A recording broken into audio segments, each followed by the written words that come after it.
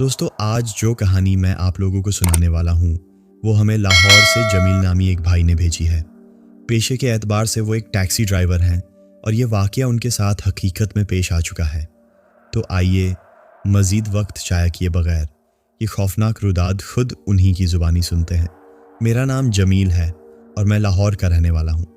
ये जो किस्सा मैं आपको सुनाने जा रहा हूँ ये कोई सुनी सुनाई बात या किताबी कहानी नहीं, बल्कि मेरी ज़िंदगी की वह हकीकत है जिसने मेरे सोचने का अंदाज़ और मेरी रातों का सुकून हमेशा के लिए बदल दिया। मैं कोई 15 साल से टैक्सी चला रहा हूँ। यही मेरा रोज़गार है, इसी से मेरे घर का चूल्हा जलता है। शुरू में जब नया नया काम शुरू किया था तो शहर से बाहर जाते हुए घबराहट होती थी। लंबे सफ़र पर निकलता तो जिस्म थकन से चूर हो जाता और दिल में अनजाना सा खौफ रहता। लेकिन वक्त के साथ साथ इंसान हर चीज़ का आदी हो जाता है। मैं भी हो गया।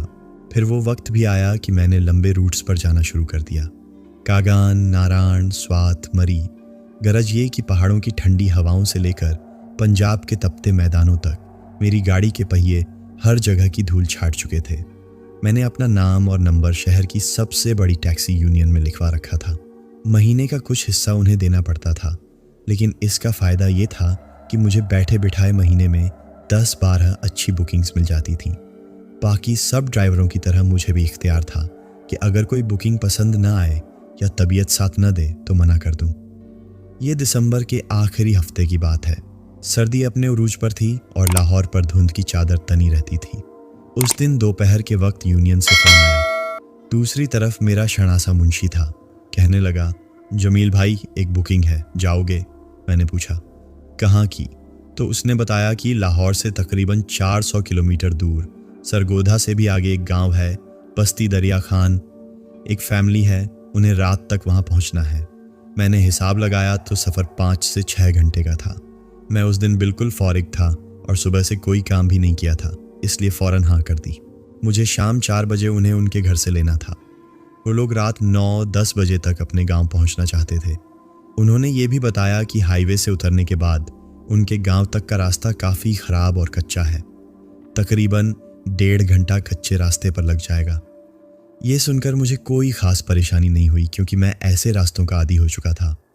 मैंने अपनी गाड़ी, जो मेरी साथी और रोज़ी रोटी का जरिया थी, उसे अच्छी तरह तैयार करना शुरू कर दिया। रेडिएटर में पानी चेक किया, इंजन ऑयल पूरा किया, ब्रेकों पर नज़र डाली और टायरों में हवा भरवाई। गाड़ी को सर्विस स्टेशन से धुलवाकर चमका दिया ताकि मुसाफिरों पर अच्छा तासुर पड़े। मैं वक्त से 15 मिनट पहले ही उनके बताए हुए पते पर पहुंच गया। एक औसत वर्ग का मोहल्ला था। घर के बाहर पहुंचकर मैंने उन्हें फ़ोन किया। तकरीबन 20 मिनट के इंतज़ार के बाद एक साहब बाहर निकले। उम्र कोई 40 साल होगी। नाम रियाज था। उनके साथ उनकी अहलिया और एक छोटा सा बच्चा था, कोई 6-7 साल का। उनका सामान ज़्यादा नहीं था। 2-3 बैग थे जो हमने मिलकर गाड़ी की डिग्गी में रखे। उनके बैठते ही मैंने बिस्मिल्लाह पढ़ी, सफ़र की दुआ का विर्द किया और अपनी मंजिल की तरफ रवाना हो गया। सफ़र का आगाज़ अच्छा था। रियाज साहब बातों के शौकीन थे और रास्ते भर मुँह से मेरे काम और तजुर्बात के बारे में पूछते रहे। उनकी बेगम खामोश तबीयत थी और बच्चा पिछली सीट पर सो गया था। लाहौर से निकलते ही हमने मोटरवे पकड़ लिया। गाड़ी हमवार सड़क पर दौड़ रही थी और अंदर हीटर चलने की वजह से सर्दी का बिल्कुल एहसास नहीं हो रहा था। हमने रास्ते में एक जगह रुककर चाय पी और नमाज अदा की। रियाज साहब ने बताया कि वो अपने किसी बुजुर्ग की अयादत के लिए गांव जा रहे हैं, जिनकी तबीयत काफ़ी नासाज है। रात के तकरीबन 8:30 बजे हमने हाईवे को खैरबाद कहा और एक तंग सी सड़क पर मुड़ गए। यहाँ से उनका गांव तकरीबन 50 किलोमीटर दूर था। कुछ देर तो पक्की सड़क रही, लेकिन फिर वो रास्ता शुरू हो गया जिसका जिक्र रियाज साहब ने किया था। वो एक कच्चा नाहमवार रास्ता था जो खेतों और दरख्तों के बीचों बीच गुजर रहा था। यहाँ रोशनी का नामो निशान नहीं था, सिर्फ मेरी गाड़ी की हेडलाइट्स थीं जो आगे का रास्ता दिखा रही थीं। गाड़ी की रफ्तार अब 30-40 से ऊपर नहीं जा रही थी, क्योंकि जगह जगह गहरे खड्डे थे। सड़क के दोनों तरफ शीशम और कीकर के ऊंचे और घने दरख्त थे, जिनकी शाखें ऊपर सड़क पर मिलकर एक सुरंग का मंजर पेश कर रही थीं। दिसंबर की रात, कहर और ऐसी सुनसान सड़क माहौल में एक अजीब सी वहशत घुलती जा रही थी। रियाज साहब मुझे रास्ते की हिदायतें देते जा रहे थे। तकरीबन 1.25 घंटे की लगातार ड्राइव के बाद हम उनके गांव पहुंचे। गांव में दाखिल होते ही चंद घरों की मध्यम रोशनियां नजर आईं। 5 मिनट बाद हम उनके घर के बाहर खड़े थे। उन्होंने गाड़ी रुकवाई, अपना सामान उतारा और किराया अदा किया। रियाज साहब बहुत अच्छे इंसान थे। कहने लगे, जमील भाई, रात बहुत हो गई है और सर्दी भी शदीद है। वापसी का सफ़र मुश्किल होगा। आप आज रात हमारे यहाँ रुक जाइए। हमारे पास मेहमानों के लिए अलग से बैठक मौजूद है। सुबह आराम से नाश्ता करके निकलिएगा। उनकी पेशकश बहुत मखलिसाना थी, लेकिन मैंने माजरत कर ली। मैंने कहा, रियाज भाई, आपकी मेहमान नवाजी का बहुत शुक्रिया, लेकिन मुझे रात में सफ़र करने की आदत है। मैं अक्सर लंबे सफ़र से ऐसे ही रात को लौटता हूँ। आप फिक्र न करें, मैं आराम से पहुँच जाऊँगा। वो थोड़ा सा हिचकिचाए, जैसे कुछ कहना चाहते हों, फिर बोले, चलें ठीक है, जैसी आपकी मर्ज़ी, लेकिन ध्यान से जाइएगा। ये इलाका रात को बहुत सुनसान होता है। मैंने उनसे बस 1 बोतल पानी की मांगी, ताकि अगर रेडिएटर में पानी कम हो तो डाल सकूं। मैंने गाड़ी का बोनट खोला, सारी चीज़ें एक बार फिर तसल्ली से चेक की।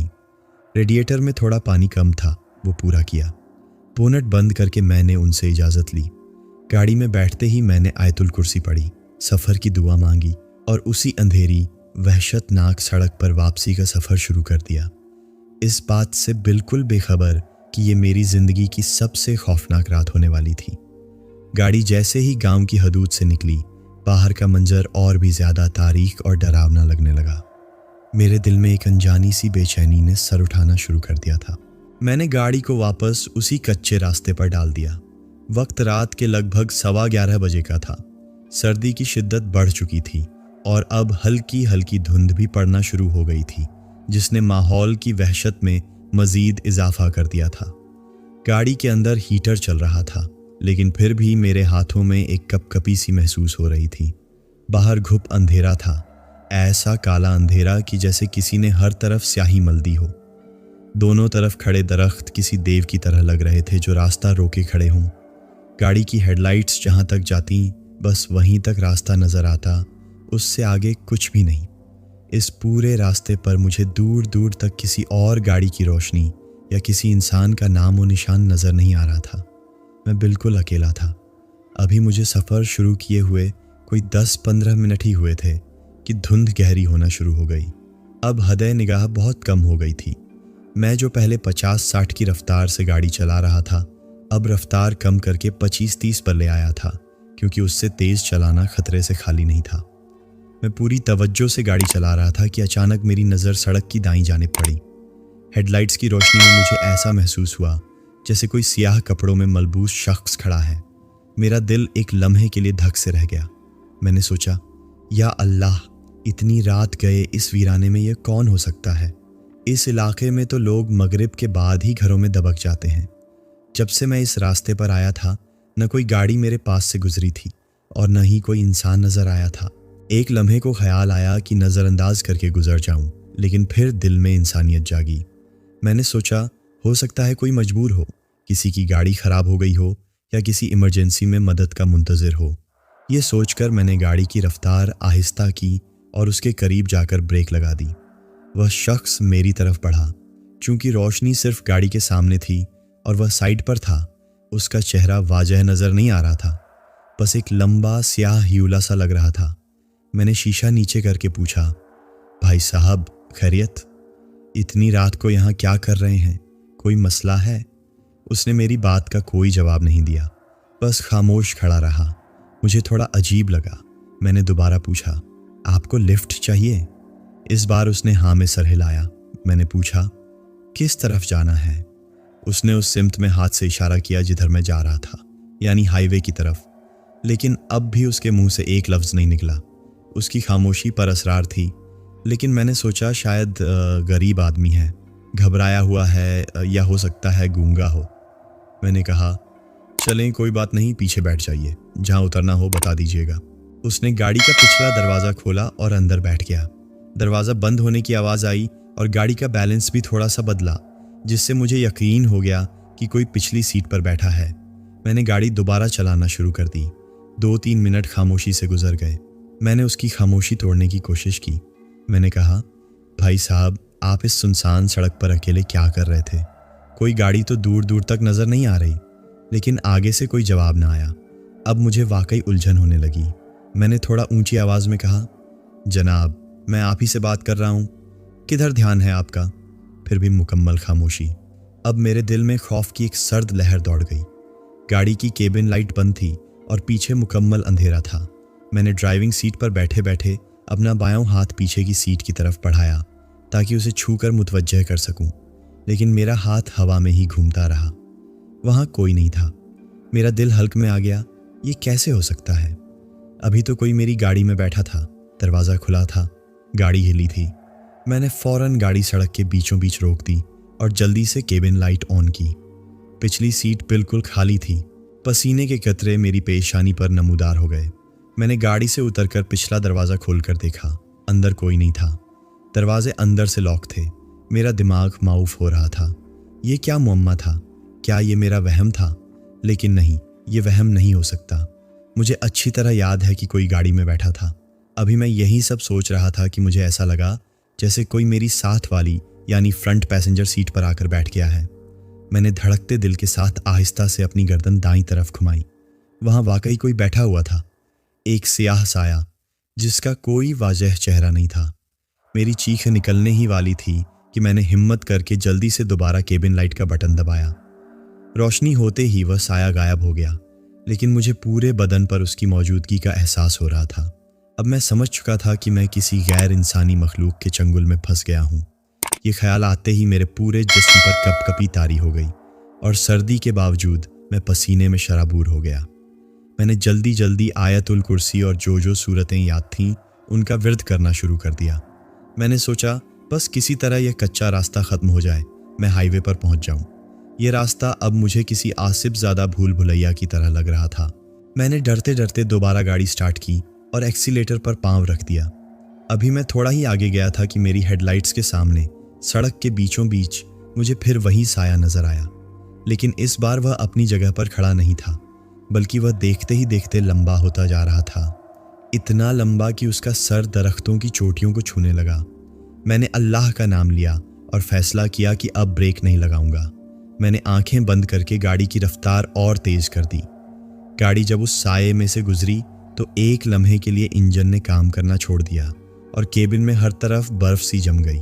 मैंने शीशे में देखा तो पीछे कुछ नहीं था, लेकिन गाड़ी के अंदर से किसी के सर्द सांस लेने की आवाज़ साफ सुनाई दे रही थी। गाड़ी के अंदर से आती वह सर्द सांसों की आवाज़ मेरे कानों में पिघले हुए शीशे की तरह उतर रही थी। मेरा दिल इतनी ज़ोर से धड़क रहा था कि मुझे लग रहा था जैसे सीना फट जाएगा। अब मैं सिर्फ खौफजदा नहीं था, मैं शदीद दहशत की हालत में था। मैंने इधर उधर देखने की हिम्मत नहीं की, बस अपनी नज़रें सामने धुंध में लिपटे रास्ते पर जमा दी और ऊंची आवाज़ में खुरानी आयात का विर्द जारी रखा। मेरी आवाज़ खौफ से कांप रही थी। गाड़ी के एक्सीलेटर पर मेरा पाँव पूरी तरह दबा हुआ था और गाड़ी खड्डों और नाहमवारियों की परवाह किए बगैर हवा में उड़ती जा रही थी। इस भाग दौड़ में गाड़ी के अगले टायरों के शॉक्स जवाब दे गए और गाड़ी बुरी तरह लड़खड़ाने लगी, लेकिन मुझे उस वक़्त अपनी जान के अलावा किसी चीज़ की फिक्र नहीं थी। अब वह शैतानी खेल अपनी इंतहा पर पहुंच चुका था। कभी गाड़ी की खिड़की पर बाहर से कोई दस्तक देता, कभी छत पर ऐसे खुरचने की आवाज़ आती जैसे कोई अपने लंबे नाखूनों से उसे छील रहा हो। रेडियो अपने आप ऑन हो जाता और उसमें से अजीब व गरीब चीखों और सरगोशियों की आवाज़ें आने लगतीं। मुझे ऐसा लग रहा था जैसे मैं किसी जहन्नम से गुजर रहा हूँ और यह रास्ता कभी ख़त्म नहीं होगा। हर लम्हा एक अज़ाब की तरह था। अचानक एक मोड़ मुड़ते ही गाड़ी की हेडलाइट्स खुद बंद हो गईं। एक लम्हे के लिए हर तरफ मुकम्मल अंधेरा छा गया। मेरा दिल डूब गया। मैंने ब्रेक लगाने का सोचा, लेकिन हिम्मत न हुई। मैंने बस अंदाजे से स्टीयरिंग सीधा रखा और गाड़ी को चलने दिया। उस घुप अंधेरे में धुंध में से छनकर आती चांद की मध्यम सी रोशनी ही मेरा वाहिद सहारा थी। मुझे महसूस हो रहा था जैसे गाड़ी बहुत भारी हो गई है, जैसे कोई गैर मरई बोझ उस पर लाद दिया गया हो। फिर जैसे अल्लाह ने मेरी सुन ली हो, दूर धुंध के पार मुझे चंद रोशनियां टिमटिमाती नजर आईं। वह हाईवे की रोशनियां थीं। वह मंजर मेरे लिए ज़िंदगी की उम्मीद बन गया। मैंने अपनी पूरी हिम्मत जमा करके गाड़ी की रफ्तार और बढ़ाई। जैसे ही मेरी गाड़ी का अगला टायर कच्चे रास्ते से उतरकर हाईवे की पक्की सड़क पर चढ़ा, गाड़ी की हेडलाइट्स अपने आप जल उठीं और उसी लम्हे सब कुछ खत्म हो गया। वह आवाज़ें, वह दस्तक, वह सर्द सांसें, वह बोझ, सब कुछ एकदम गायब हो गया। ऐसा लगा जैसे मैंने कोई गैर मरई सरहद अब्बूर की है और उसके पीछे की दुनिया में वापस आ गया हूँ। मैं रुका नहीं, बल्कि हाईवे पर भी गाड़ी को उसी रफ्तार से भगाता रहा। कुछ किलोमीटर आगे जाकर मुझे एक ट्रक होटल नजर आया जो 24 घंटे खुला रहता था। वहाँ कुछ ट्रक खड़े थे और चंद लोग भी नजर आ रहे थे। मैंने एक झटके से गाड़ी होटल के सामने रोकी और कांपते हुए हाथों से दरवाज़ा खोलकर बाहर निकला। मेरे कपड़े पसीने से भीगे हुए थे और मेरा पूरा जिस्म बुरी तरह कांप रहा था। इतने सारे इंसानों को एक साथ देखकर मेरी जान में जान आई। मैं सीधा होटल के अंदर काउंटर पर गया ताकि पानी की बोतल खरीद सकूं। वहाँ एक बुजुर्ग बैठे थे जिनके चेहरे पर दानाई और तजुर्बे की झलक थी। उन्होंने मेरी हालत देखी तो फिक्रमंदी से पूछा, बेटा खैरियत तो है? कहाँ से आ रहे हो इस हाल में? मेरी ज़बान से अल्फाज नहीं निकल रहे थे। मैंने कांपते हुए हाथ से उस कच्चे रास्ते की तरफ इशारा किया जहाँ से मैं आया था। मेरा इशारा देखते ही उन बुजुर्ग के चेहरे के तासुरात बदल गए। उन्होंने एक गहरी सांस ली और कहा, लगता है तुम अनजान हो इस इलाके से। बेटा, जिस रास्ते से तुम आए हो वह आसिफ ज़ादा है। लोग दिन ढलने के बाद वहाँ से गुजरने का सोचते भी नहीं। फिर उन्होंने बताया कि सालों पहले उस सड़क पर एक हादसे में एक पूरा ख़ानदान जलकर मर गया था और तब से उनकी रूहें वहाँ भटकती हैं। अक्सर मुसाफिरों को रात के वक्त कोई लिफ्ट मांगता नज़र आता है और फिर उनके साथ अजीब व गरीब वाक़यात पेश आते हैं। कई लोग तो खौफ से अपना जहनी तवाज़ुन भी खो बैठे हैं। इस बुज़ुर्ग की बातें सुनकर मेरे पैरों तले से ज़मीन निकल गई। तो जो कुछ मेरे साथ हुआ वह कोई ख्वाब या वहम नहीं, बल्कि एक भयानक हकीकत थी। मैंने पानी की बोतल ली, चेहरे पर छींटे मारे और कुछ देर वहीं बैठा रहा ताकि मेरे हवास बहाल हों। फिर मैंने हिम्मत जमा की और दोबारा लाहौर की तरफ रवाना हो गया। बाकी का सफ़र मैंने लगातार दुआएं पढ़ते हुए गुजारा। जब मैं सुबह के वक्त लाहौर की हदूद में दाखिल हुआ और सूरज की पहली किरणें देखीं, तब जाकर मैंने सुकून का सांस लिया। वह दिन और आज का दिन मैंने रात के वक्त लंबे सफ़र पर जाना, ख़ास तौर पर अनजान और देहाती इलाकों में जाना, बिल्कुल छोड़ दिया है। अगर कोई ऐसी बुकिंग आती भी है तो मैं साफ इनकार कर देता हूँ। वह खौफनाक वाक़या मेरी याददाश्त में ऐसे नक्श हो गया है कि कभी मिट नहीं सकता। आज भी जब कभी रात को गाड़ी चलाते हुए कोई सड़क के किनारे खड़ा नज़र आता है तो मेरे जिस्म में एक खौफ की लहर दौड़ जाती है। वह रात गुजर गई, लेकिन उसका साया आज भी मेरे साथ है। जमील भाई की कहानी यहीं पर ख़त्म होती है। हम उनके शुक्रगुजार हैं कि उन्होंने अपना यह तजुर्बा हम तक पहुंचाया। एक बात वजह करते चलें कि यह उनकी सुनाई हुई कहानी है और हम इस बात की तस्दीक या तरदीद नहीं कर सकते कि यह वाक़या हकीकत पर मुनहसर है या नहीं। क्या वाकई ऐसी नादीदा क़ुव्वतें मौजूद हैं? यह एक ऐसा सवाल है जिसका जवाब हर किसी के लिए मुख्तलिफ हो सकता है। आपको ये कहानी कैसी लगी? हमें कमेंट सेक्शन में ज़रूर बताइएगा। मिलते हैं एक नई कहानी के साथ। अल्लाह हाफिज़।